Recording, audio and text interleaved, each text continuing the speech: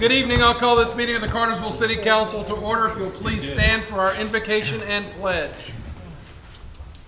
In honor of Mr. Lindsay, we'll do a silent prayer.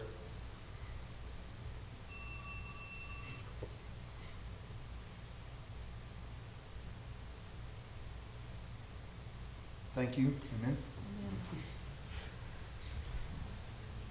I pledge allegiance to the flag of the United States of America and to the republic for which it stands, one nation, under God, indivisible, with liberty and justice for all. I can't believe you left his prints out. Carrie Hodge, Ward 1. here. Jay Steph, Ward 2. Here. Lewis Tonsmeyer, Ward 3. Here. Lindsay McDaniel, Ward 4. Diane Tate, Ward 5.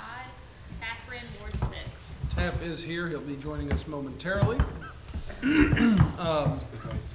Tate's a little under the weather tonight and asked to be off. Lindsay will be back with us next meeting, we hope. Our first order of business is the approval of our council meeting minutes from our April 7th meeting. Council, you've had these well in advance of tonight, had an opportunity to look them over. Now would be an opportunity to make any corrections that you see fit. If there are none, a motion would be in order. Well, Diane's not here, so I'll make a motion to approve. I'll second it. All in favor indicate by saying aye. Aye. Well, I got to vote. I vote to approve them too. Thank you, since it does require 4 votes. Give an assist to Taff on that. That's great.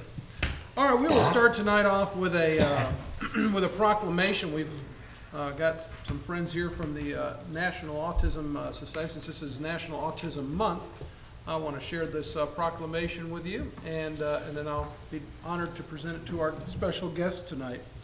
It says that whereas autism is a complex developmental disability, signs typically appear during early childhood and affect an individual's ability to communicate, process sensory input, and interact with others.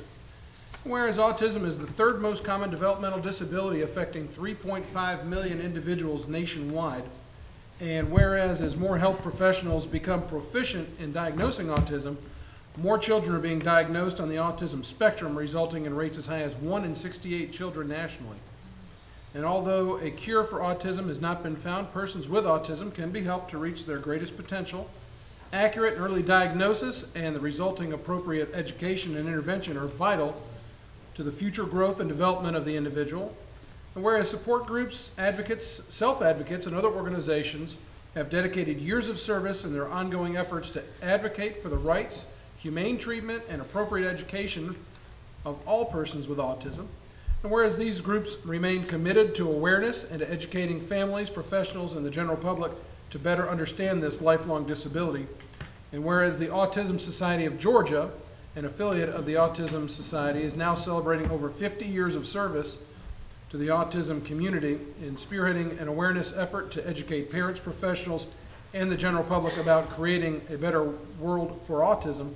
Now therefore, I, Matthew J. Santini, Mayor of the City of Cartersville, do hereby proclaim April of 2016 as National Autism Awareness Month in the City of Cartersville, and urge citizens to become better educated about autism and create a better community for individuals with autism. We've all been presented tonight, council members, with this Autism Society pin that I encourage you to use when you feel appropriate and to help spread the word about the good works that you can find more information at autismga.org.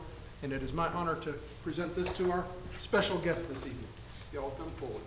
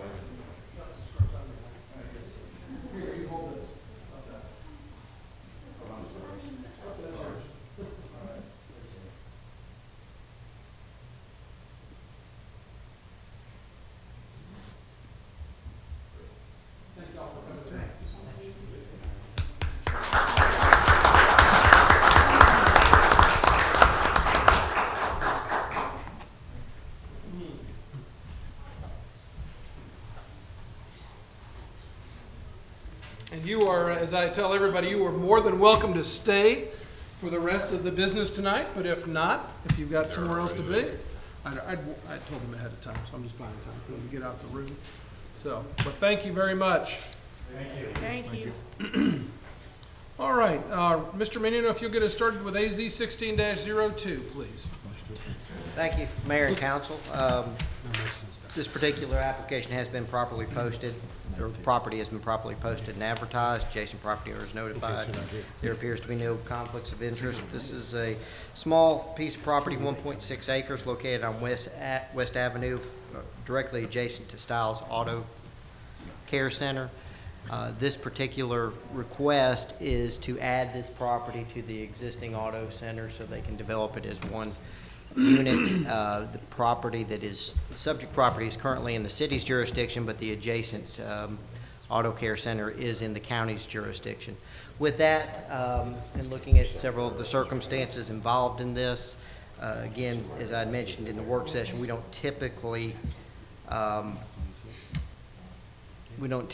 utilize this particular method, de-annexation, for development purposes, and we usually frown upon it. However, with the circumstances involved in this particular request, we did support this application.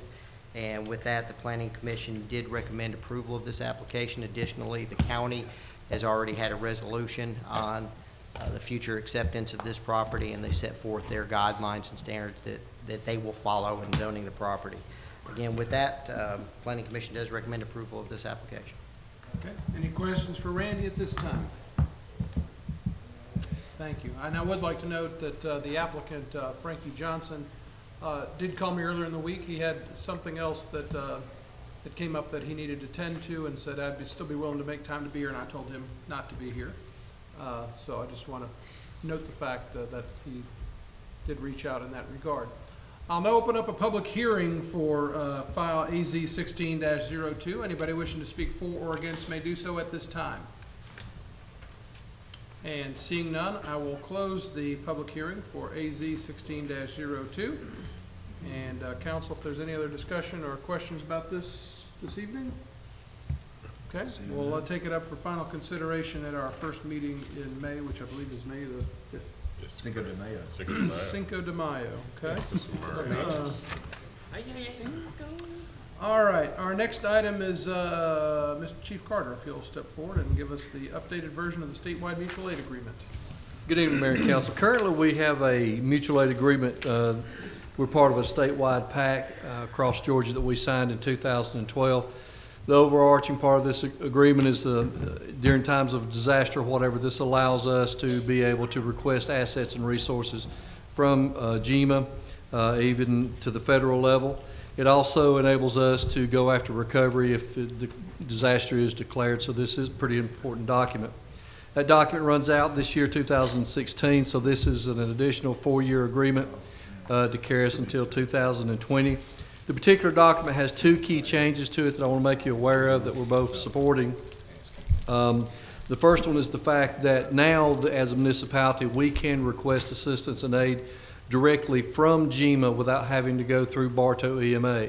Now, this is not something that we customarily do. However, if our local EMA director is currently tied up and we cannot access him, now we can go straight, and it will cut down on the delay of us getting the assistance that we may need. Also, secondly, the mayor, of course, is the one that is legally bound to be able to request such aid in a time of disaster. The change in this agreement will allow us with a few more signatures and a few more people that can actually request the aid, but only in lieu of the situation or time when the mayor would be inaccessible for us, there again cutting down the potential delay that we may have in requesting of assistance. Tonight we're just simply requesting your consideration and approval for a resolution, and for this particular agreement has been reviewed by council, and we do support this agreement. Okay. Any questions or discussion? And if not, a motion is ordered to approve the resolution. Motion to approve the resolution. Second. All in favor indicate by saying aye. Aye. Motion carries unanimously. Thank you, Chief. Thank you. Mr. Riggs, you have the next item, please. Yes, Mayor. This is an amendment to our Transco preceding agreement, and it adds Transco Station 1 to 15 as a receipt and a delivery point. and I recommend y'all your approval. Okay, questions for Gary on this item? If not, a motion's in order. Motion to approve. Second. All in favor indicate by saying aye. Aye. Motion carries unanimously. Thank you, Gary. Mr. Porter, the next two. Yes, Mayor. The first item is a telecommunications service agreement with City School System. In the past, we've had a 3-year agreement with them. This one is actually for 5 years, July 2016 through June 2021. And it's fiber services. We provide them dark internet services to all their school system, all the school buildings. I recommend approval of this agreement. Questions or comments for Dan? If not, a motion. Motion to approve. Second. All in favor indicate by saying aye. Aye. Motion carries unanimously. The next item, Mayor, is the firewall support renewal. It's an annual renewal agreement with the city for firewall services to protect our internet services in the amount of $8,316.32, and I recommend approval of this. Okay, questions, comments, or motions? Motion to approve. Second. All in favor indicate by saying aye. Aye. Motion carries unanimously. Mr. Forsythe, you have the next two, please. Yes, Sidney Forsythe, Water Department. The Water Department operates a biosolids program to discharge biosolids from our wastewater plant onto farmland locally. And it operates 2 large tractors and 1 large spreader to do that. We're in need of some tires for those vehicles. We received or solicited bids and received 1 bid of $5,803 from North Georgia Tire. Recommend approval of that purchase. Okay. Any questions for Sydney on this item? If not, a motion. Motion to approve. Second. All in favor indicate by saying aye. Aye. Motion carries unanimously. Continue, please. Yes, this is a polishing stage 2 aerator number 4 at the wastewater treatment plant. This is a large 150 horsepower electric motor that runs almost constantly at the wastewater plant to provide oxygen for the treatment of the wastewater.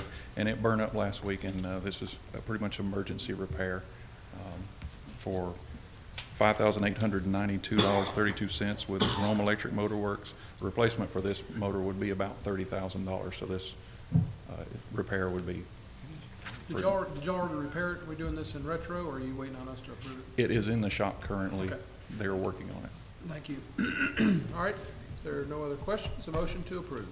Motion to approve. Second. All in favor indicate by saying aye. Aye. Motion carries unanimously. Thank you, Sydney. Mr. Anderson. Yes, sir, Mayor and Council. We solicited bids for a golf cart for the Parks and Recreation Department. We have utility vehicles, but this vehicle will be used by our park attendants and our park staff to patrol our trails, and also to bring in physically challenged patrons to our park during ball games, so they'll be able to attend these games. This is a budgeted item. After going over the bids, we recommend the best bid from Happy's Custom Golf Carts in the amount of $7,950. This will be paid for a through lease pool. And Rebecca, we've got a picture of it there. This is a slightly larger than a regular golf cart. It stands a little taller, and it's got the double seat in the back. It will help us. Okay. You get it in purple? No purple. Earth tones. Sir? Earth tone. Earth tone, yeah, earth tone color. There you go. Pink. No pink. Very good. Motion to approve. Second. Okay.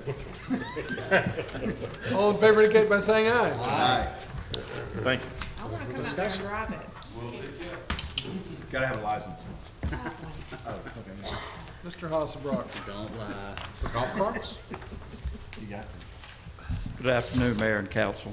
The electric department recently had 2 of our larger trucks that were broken simultaneously, and the garage is short-handed 1 mechanic, so they only had 1 person qualified to work on the vehicles, and it was going to take about a 2.5-week time before they could even get to it due to their backlog. And after consulting with them, we came up with a plan to take one of the vehicles to Matthews Garage, who sometimes catches some of the overflow work for the city. And it was like I said, after the garage gave their input, so we ended up taking it on an emergency basis to Matthews to have it repaired. And that repair was $5,239.29. We typically don't do that, but under the circumstances, we needed the vehicle. Absolutely. I am gonna ask a question. How quickly did they turn it around for you? A little over a week. Is that good? You happy with that? No, I was just asking. That's too slow. Well, I mean, it was 2 weeks, so we. They couldn't get to it for 2 weeks. It would have taken longer to repair than 2 weeks. Yes. Yeah, good. Motion to approve? Second. All in favor indicate by saying aye. Aye. Motion carries unanimously. Thank you, Doc. Mr. Reinhardt, the financial report, please, sir. Honorable Mayor and Council, we'll be looking at the financial report for February 2016 and comparing it to February 2015. In the general fund, revenues increased over last February by about $9 million. Again, this is from the school system paying off the bond early. Expenses, of course, along with that, expenses increased by about $9.8 million, again, due mostly to the school bond being paid off. 3 areas of revenues I look at on a monthly basis. Local option sales tax have a decrease of about $146,000. Police fines and forfeitures, a decrease of $9,000. And building permits and inspection fees, an increase of $3,000. In the water and sewer fund, revenues increased over last year by $400,000. Expenses decreased by $850,000. This is due mainly to decreased capital expenses. In the gas fund, revenues decreased over last February by $3.1 million. Expenses have decreased by $2.3 million, due mainly to decreased cost of purchased gas. In the electric fund, revenues increased over last year by $726,000. Expenses decreased by $261,000, due mainly to increased personnel expenses, increased operating expenses, and increased capital expenses, coupled with decreased cost of purchased electricity. In the stormwater fund, revenues decreased from last year by $33,000. Expenses decreased by $89,000. This is due to decreased operating expenses and decreased capital expenses. The solid waste fund, revenues increased over last year by $63,000, and expenses increased by $164,000. This increase is due to increased personnel expenses, increased operating expenses, and increased capital expenses.